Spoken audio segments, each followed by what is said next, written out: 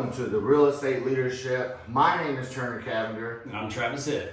We're here to talk to you about our new topic today. We here. Review, discuss. We literally just said over the last podcast that I wouldn't say talk about. And I do. It's such a bad habit. And it takes time to get out of repetition. It's such a trashy, I feel, because I say it so much, it sounds like ignorant. Well, you talk about a lot of stuff. He said it. He said it. All right. So our topic today is going to be renting versus buying in North Texas. What makes sense? What makes the most sense in 2025?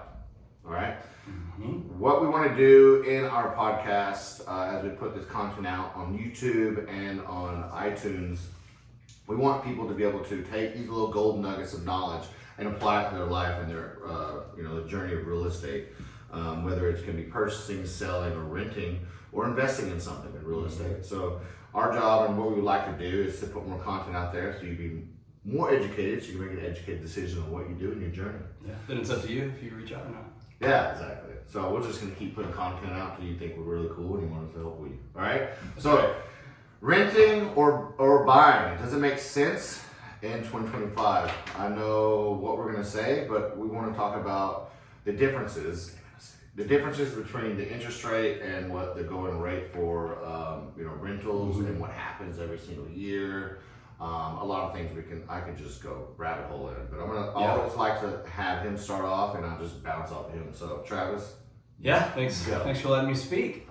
So the question is to do or to not to do, really, when it goes back to Shakespeare. And it's such an open-ended question. That's why we like doing this, because a lot of times our consumers and individuals are reading one topic that's based on if your financial situation looks like this or your current living situation looks like this.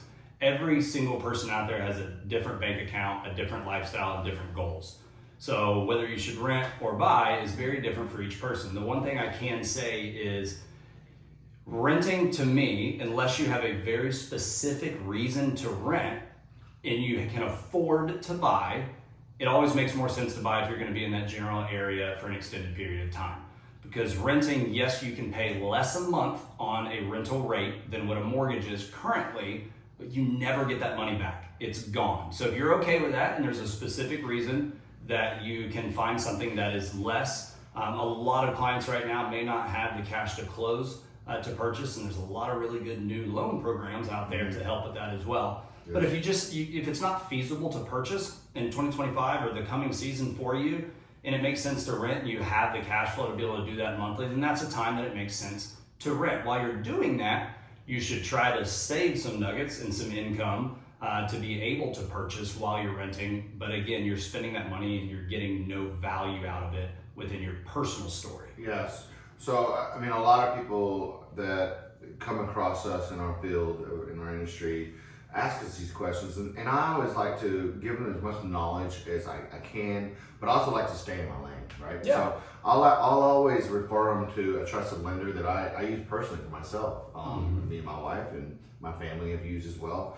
So, we say that we beat it with a dead horse, but that lender, that professional in that industry on their lane, right?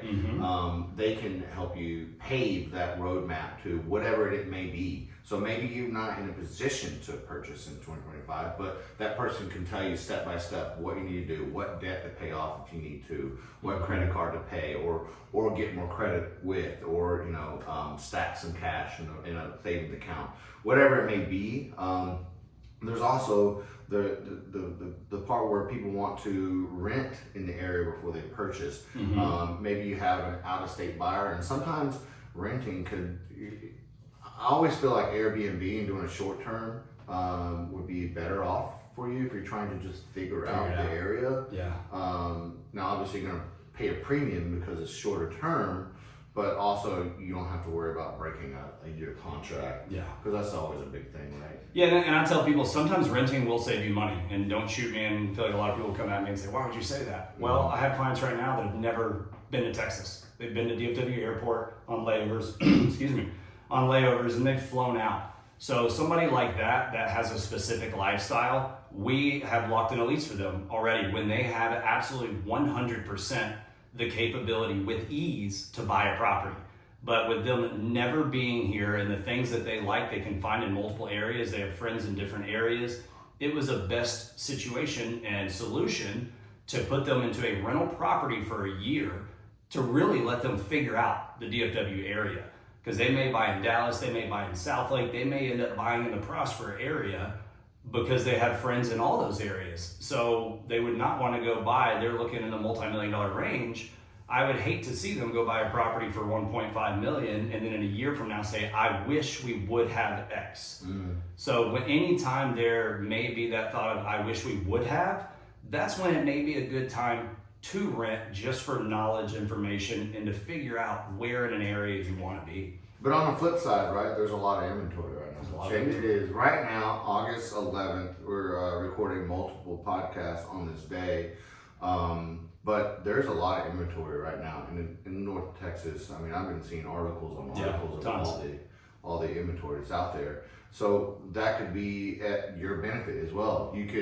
There could be some stuff that's on the market listed for a certain price, but you don't know where that seller is in their financial journey or their real estate journey, and they might take a different deal, meaning less or benefits you more, whereas they have clothing costs and all buy down rates and stuff like that. So you don't know until you know. That all comes together with having a very good agent that you know, or you would like to come join us and see us in this journey with you, as well as your lender is going to give you great advice on what you should and shouldn't do in the situations. Can I pause you on that? Yeah, of course you can. And it's such a true story. I know we're talking about renting versus buying, but right now, don't let a picture scare you. Don't let a price scare you, because like he said, you have no idea where that seller really is or what their strategic tactic is. I'll give you a perfect example. 2 weeks ago, we offered on a house for a client of mine that was listed at $719. You know where we got it? No. Take a guess. $719. New construction. Okay. You got it for $700. $575. And that's because, and I hope a lot of new construction people don't crucify me for this, a lot of times in new construction, that price is a starting point. Builders have different margins than homeowners that have a pre-owned home have. Just because it's listed at a price does not mean that's what that builder is willing to take or what their margins are of acceptance. So they had it priced at $719. Well, it's a brand new community. There's no public sales. So there's no comparables. So of course, they're going to try to see what they can get. I don't blame them.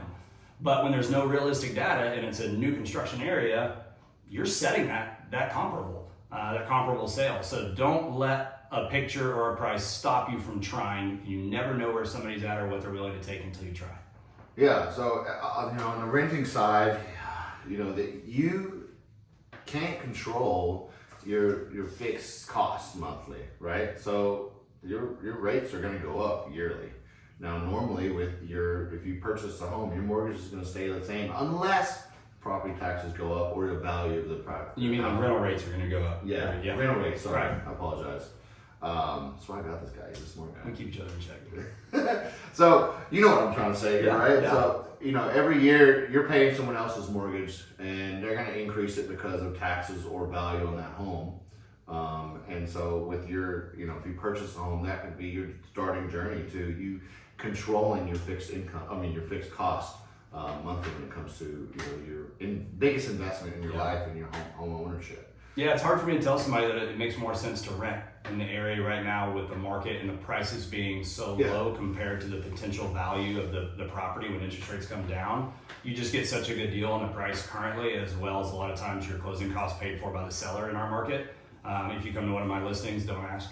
But anyway, so it's hard for me to say, it makes more sense to rent unless you have that particular reason, unless you're trying to figure out the area, and unless it's just not affordable, but you have the cash flow to rent. That's, to me, when it makes the most sense to be able to rent. Or you travel a whole lot and you don't know where you're going to be, and there's a potential chance that if you buy right now and a year from now, you're going to get relocated. Completely understand that, because we were talking in our meeting this morning that if you buy a house in a year from now, or buy a house right now and you keep it for a year, there's no guarantee you're going to make money. There's actually, by the stats, if you buy a house right now and you sell again in a year, there's a large chance you may owe money. So it's different than we have to get out of that COVID mindset still, or finally getting past it, because our comparable sales are catching up with the actual decreased value of the homes, that you have to be smart about it. So it's hard to rent right now if you have the affordability to buy. For sure. So I want to leave you with these 3 questions to ask yourself. I have written down. I got some notes here. So the 3 questions you ask yourself before signing another lease in DFW, North DFW, or in the DFW area. Is it smarter to lease short term and wait? How to decide based on your goals, not hype, like pretty much what you just said. What new construction offers that resale doesn't do right now, which you just talked about a second ago. So we touched on all those things. Those are the 3 questions you should ask yourself. And if you need some guidance through those 3 questions, we can definitely help you out, whatever it may be. And I know I can always say this in any field that I do, whether it's fitness or it's real estate, project management. I always say, if I don't know the answer, I know probably somebody that's smarter than me, and I'll get that answer for you. I won't always act like I know everything. I know he doesn't either. So we would love to guide you through your journey. If you have questions, all you need to do is comment down below in our videos. Give us a good star. If you've got some good nuggets for this, share this with a friend you may know. I really do appreciate you lending us your eyes and ears today for the Real Estate Leadership Club. Do you have anything else to say? Have a great day. Make decisions based off of knowledge, not emotions. All right. We'll see you next time. Have a great one. What do you think, guys? Well, that's it. I see a couple.